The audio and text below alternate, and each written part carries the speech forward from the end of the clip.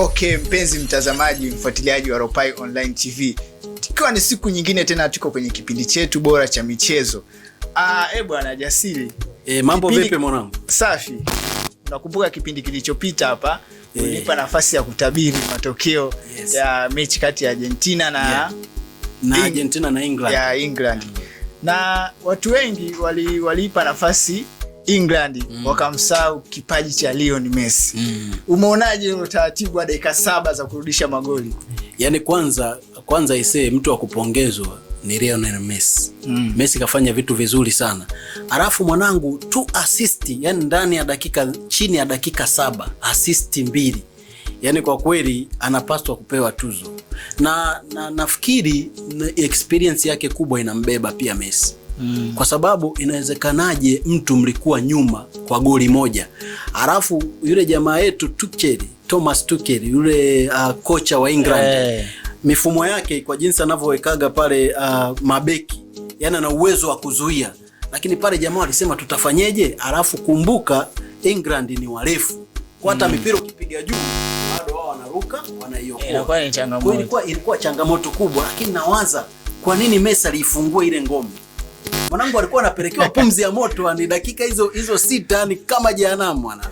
Maana wengi wanasema labda ilikuwa ni makosa ya kocha, kwa sababu kocha alitamani kulinda kile alichokuwa nacho. Yaani hakutamani tena kuongeza ushambuliaji, ndio maana ukaona anatoa viungo, anaingiza mabeki.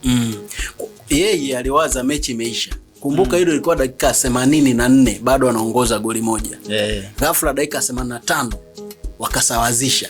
Na nafikiri kocha anapaswa kulaumiwa, kwa sababu ile mechi ilikuwa 50-50, yani wote walikamata mechi. Mwanzoni England alikuwa anampelekea pumzi kabisa, anafika huko. Sasa ubaya ni kwamba akawa na attitude za Kiafrika tuseme. Kwa sababu Afrika tukifunga tunalizika, tunarudi wote wapi? Kupaki basi. Sasa alivyopaki basi, unajua unamruhusu adui kuja hapa kuvamia ngome yako. Kwa ilikuwa rahisi sana wakina Messi kushambulia kila wakati, ndio maana walikuwa hata wafiki hapa kwenye mstari wa juu. Walikuwa wafiki kabisa. Kwa ikawa inawapa urahisi Argentina kufikia lango lao, na kwa mistake, kwa sababu hamwezi wote kuwa muda wote. Na nakumbuka nilipokuwa naangalia vizuri nikaona kuna mabeki walikuwa wengi nyuma, karibia mabeki 7. Wote wanamwangalia Lionel Messi, wanasahau kuangalia wakina Martinez ambao wao walikuja kuua mwiba mbaya sana kwa England. Kwa England akafungwa kizembe mno. Kwa pale ni makosa ya kocha, kwa sababu kabisa baada ya kuona ushambuliaji umeongezeka, akaona muingize Rashford kwenye dakika za jioni kabisa. Alizingua sana. Alafu hapo nje una mtu kama Bukayo Saka. Umemwacha yani. Kwa ilikuwa ni changamoto kubwa sana. Kwa kuna namna unaona ile inaathiri ma striker, kwa sababu unakuta hujapewa nafasi ya kucheza kuonyesha kipaji. Labda angewaingiza mapema wangebadilisha matokeo. Mtu kama Bukayo Saka, Rashford wangekubadilishia matokeo, lakini unakuja kumuingiza dakika za jioni, anaweza asionyeshe kipaji chake vizuri. Kwa hiyo hizo ni mistake ambazo zilitokea kwenye mechi ya England na Argentina. Na ikawapa nafasi Argentina kwenda kukutana na Spain siku ya Jumapili tarehe 19 mida saa 4 usiku kwa masaa Afrika Mashariki. Kwanza England 3 Lion wanasema hii tunairudisha nyumbani. Sasa sijui atarudi na nini mzee. Kwa hiyo ina maana waendelee kujitafuta nafasi ya 3 ambao kesho nafikiri watakutana na Ufaransa. Bonge moja ya mechi. Na mara ya mwisho Ufaransa kukutana na England, Ufaransa alishinda goli 2-1, kwa wana historia bado. Angalia pale, maana hiyo mechi bana inaonekana kama ni ya mashabiki wa Barcelona kutokana pia kuna picha sasa hivi inasambaa mitandaoni kwa hivi karibuni.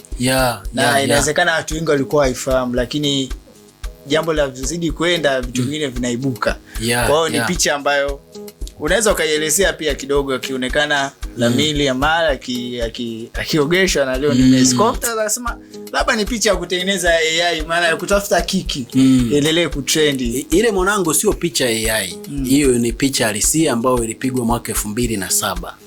Lamine Yamal alikuwa na miezi kama 6. Sasa inawezekanaje nyota wa baadaye wa Barcelona anapiga picha na mchezaji mkubwa? Yaani ilikuwaje mpaka wanakutana? Okay, hilo ni swali zuri. Zamani mwaka 2005 5, 6, 7 Barcelona, klabu ya Barcelona ilikuwa na mdhamini anaitwa UNICEF. Na unajua UNICEF ni shirika la watoto duniani. Sasa walikuwa na mchezo wao mmoja wa bahati nasibu, yani kwa ajili ya kukuza ile brandi ya timu ya Barcelona pamoja na wadhamini. Kwa wakawa wanawatafuta familia ambayo ina watoto. Afu wanawapa ubashiri wao, yani kwamba ukibeti au ukibashiri vizuri utakuwa wewe mshindi. Na ukiwa mshindi tu unaenda kupiga na nyota wa Barcelona, unapiga picha. Unapiga picha na nyota wa Barcelona. Kwa familia ya Lamine Yamal ikabahatika kushinda kwenye hiyo betting. Kwa walivyoshinda direct wakaenda kupiga picha na familia ya Lamine Yamal. Lakini uzuri ni kwamba wakati wanaenda kupiga picha, mamake Lamine alikuwa anamuogesha mwanae. Na unajua Messi ni mtu wa watu.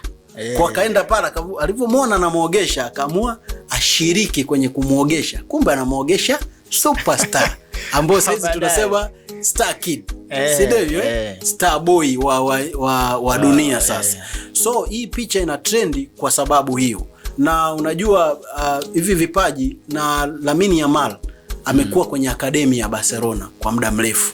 Na ndio iliyomkuza. Nafikiri alikuwa amepitia pia kwenye hiyo namna ya wale UNICEF walivyokuja wakaamua pia kumsaidia hivi. Hivyo. Kwa hiyo ni historia fupi ya hiyo picha ilivyopatikana. Yes. Na kwa hiyo kwa sasa hivi Lamine anaenda kucheza na idol. Tunasema anacheza na idol wake. Kwa hiyo ushindani unaonaje?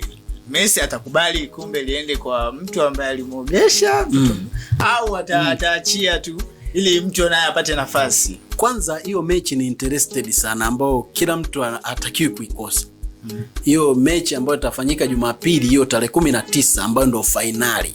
Ambao nafikiri itakuwa na vitu vingi, watu wanaopenda starehe, burudani nini wataishuhudia hiyo siku. Kwa Messi hana pressure, Lamine Yamal hana pressure, na mashabiki wa Barcelona hawana pressure. Ila mashabiki fulani ndio wanashinda.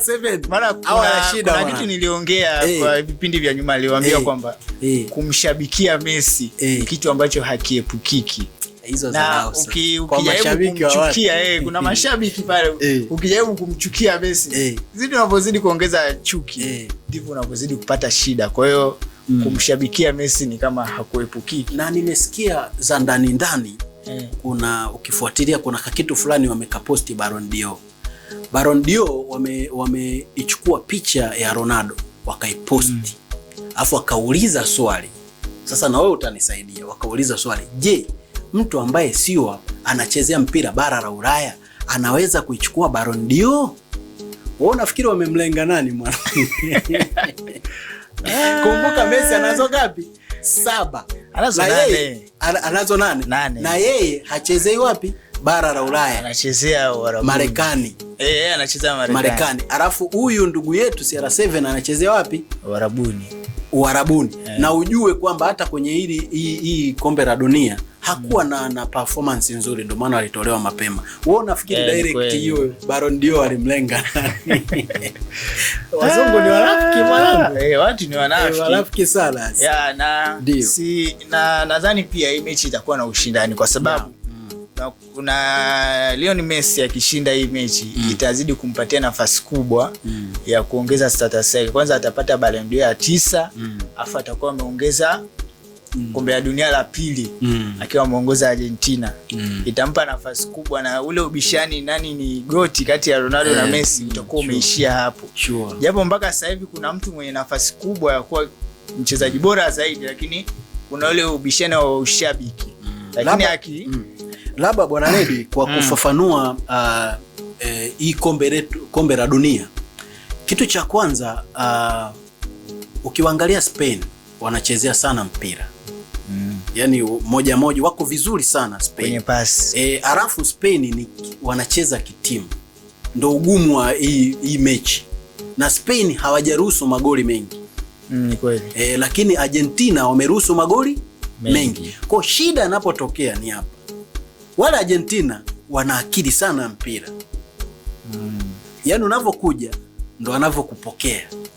Kwa hiyo mchezo unabadilika kutokana na mechi imekaa kimtego sana. Kwa mfano kuna Messi na kuna jamaa mmoja pale kati wa Spain anaitwa Olmo. Hii mechi itakuwa yani viungo ndo inacheza nao hapa. Hii mechi ni ngumu. Unajua Argentina mchezo wao ni wa Afrika wa Amerika ya Kusini. Unajua ni mchezo wa kimabavu. Kwa hiyo hawa mpira wao ni soft, wa akili na pasi nyingi. Kwa kama Argentina watakuwa wanafikiria kuja na comeback, kwa sababu Argentina kwenye hii kombe la dunia wamekuja sana na comeback. Ubaya wa Spain wao hawapaki basi. Yaani wao ni mwisho. Maana yake kama wakikufunga imelala hiyo. Na unajua kuna vijana wanakimbia, zile damu ni changa. Kwa mfano Lamine Yamal ana miaka 19. Messi ana miaka 30 ngapi? 39. Kwa hii mechi itaamuliwa na damu changa, lakini hatuwezi, maana Messi ni goti, ana uwezo wa kubadilisha, mchezo muda wote, lakini ni mechi ngumu sana. Hivyo